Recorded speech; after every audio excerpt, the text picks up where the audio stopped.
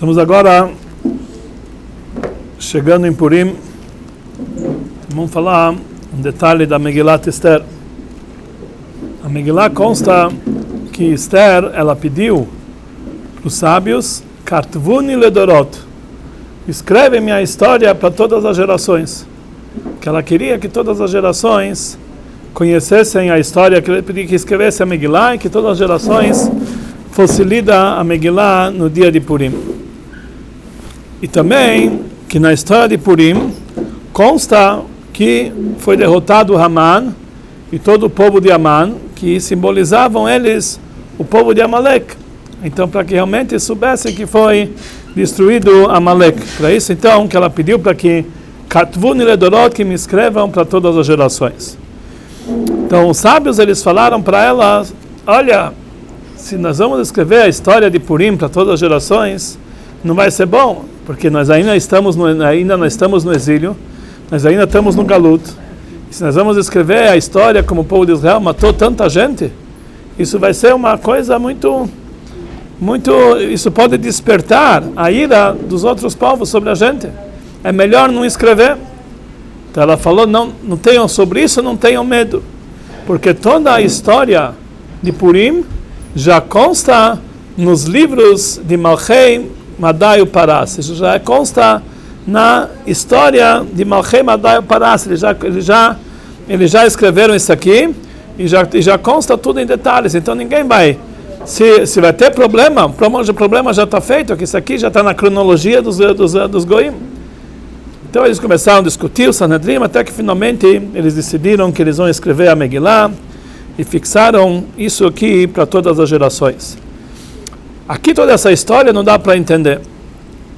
O que Esther, ela fazia questão de se promover, pedindo Katvuni ledorot, me escrevam minha história para todas as gerações? Esther era um outro tipo de pessoa, ela não estava lá para se promover. Se ela queria se promover, ela ia fazer, já podia fazer isso há muito tempo.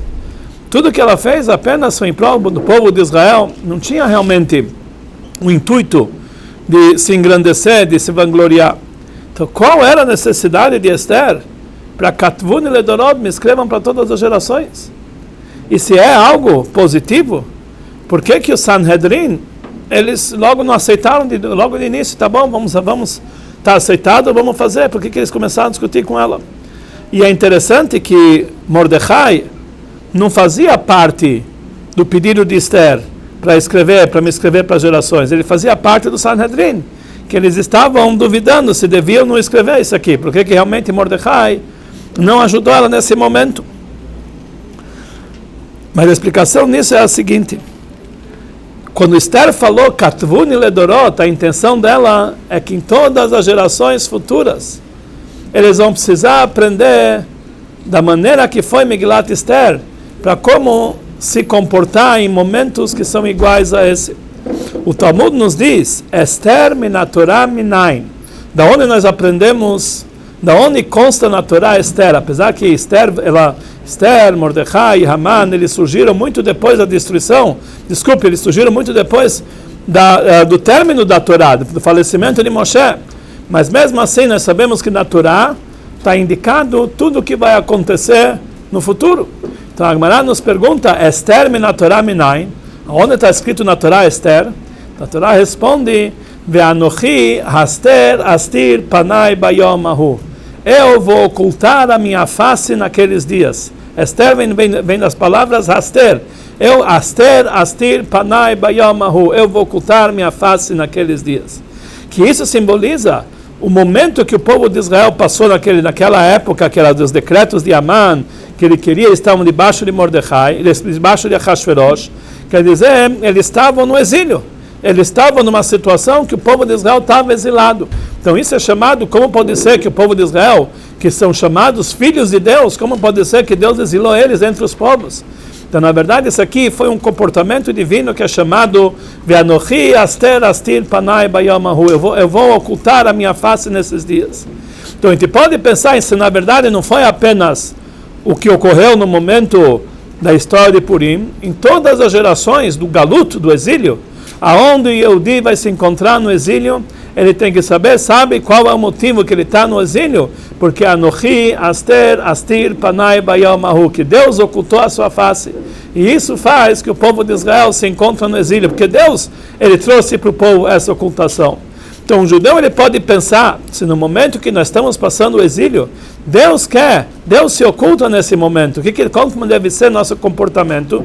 Também nós devemos nos ocultar. Vamos se esconder. Vamos fazer Torá apenas escondido na nossa casa, que ninguém fica sabendo que nós somos judeus. Vamos fazer como era a ideologia dos alemães antes da guerra. Yehudi beveitecha, você seja um judeu na sua casa, mas lá fora, esqueçam que você não ninguém possa saber que você é judeu. E na época de Mordecai aconteceu justo o contrário. No momento do decreto, que estava todo mundo, que Haman ele estava governando, todo mundo achava que devemos servir Haman. Mordecai era daquele que mesmo na época do exílio, não se ajoelhou, ele não se prostrou, ele não abaixou a cabeça e falou, devemos continuar a divulgar o judaísmo. Ele juntou 22 mil crianças e ensinou para eles Torá em público, mesmo apesar de toda essa perseguição. Então, esse é um ensinamento como tem que ser o comportamento nosso no momento do galut. Então, por isso pediu Esther, Katvuni ledorot, me escrevem para todas as gerações. Não o nome dela, ensinem para todas as gerações como tem que ser o comportamento no momento do exílio, que nós devemos mostrar o judaísmo em público e não temer e ficar acima de tudo isso. Então, os sábios do Sanhedrin falaram, talvez isso aqui foi só agora, mas de uma forma geral, nós devemos nos omitir, nós devemos se esconder, realmente fazer da forma mais discreta possível. Então falou Esther, isso já está escrito nas crônicas de Machei Banai Paraz, até os Goim reconhecem que é essa maneira que um judeu deve se comportar no exílio, tem que ser de uma forma que ele está com orgulho de ser judeu, que ele tem a força de ser judeu e ele não se amedronta com tudo que está acontecendo. Pode escrever isso aqui, que é essa maneira, até os Goim reconhecem isso. Então, os Sanhedrim entenderam que assim tem que ser.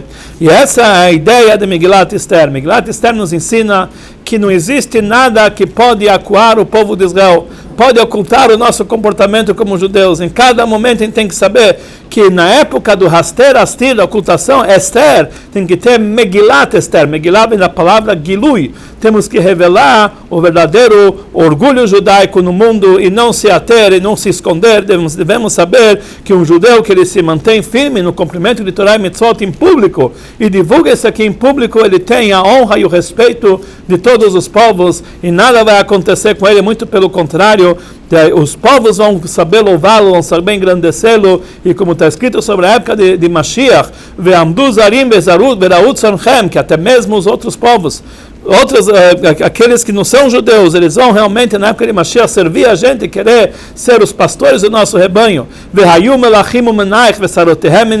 Até os reis, eles vão querer ser as nossas babás para cuidar das nossas crianças. Isso vai acontecer na época de Mashiach, quer dizer, eles vão reconhecer a grandeza do povo de Israel. Então tem que saber que mesmo no momento do Haster Astir, da ocultação, nós não devemos temer em nada, devemos sair na rua com honra judaica e dessa forma nós vamos revelar o verdadeiro poder do povo judeu, que é o poder espiritual, e isso vai acabar com todas as escuridões, todas as ocultações do Galut. Nós vamos em direção a Mashiach, que aí nós vamos ter a Geulah de Purim, junto com a Geulah completa e total, com a vinda de Mashiach, que seja em breve para todos nós. Hoje nós já estamos próximo de falar Mari, vamos pedir alguém falar o Yom Yom e vamos começar. Quero só falar Mishnayot.